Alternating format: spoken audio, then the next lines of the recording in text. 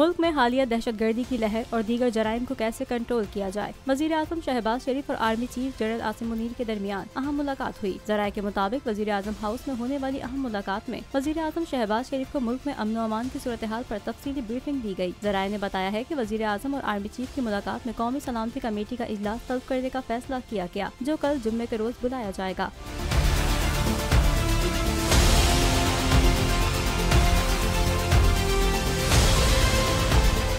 इजलास में दहशतगर्दी की हालिया लहर के सदेबाब पर गौर होगा, जबकि अस्करी हुकाम दहशतगर्दी और अफगान बॉर्डर की सूरत हाल पर ब्रीफिंग देंगे। जराये के मुताबिक कौमी सलामती कमेटी के इजलास में नेशनल एक्शन प्लान पर अमल दरामद पर भी ब्रीफिंग दी जाएगी।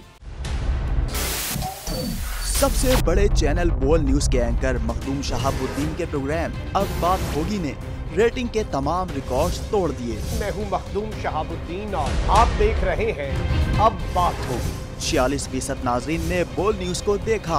सोशल मीडिया पर भी सबने ज्यादा देखा। सब्सक्राइब करें और बेल दबाएं ताकि कोई खबर रह न जाए।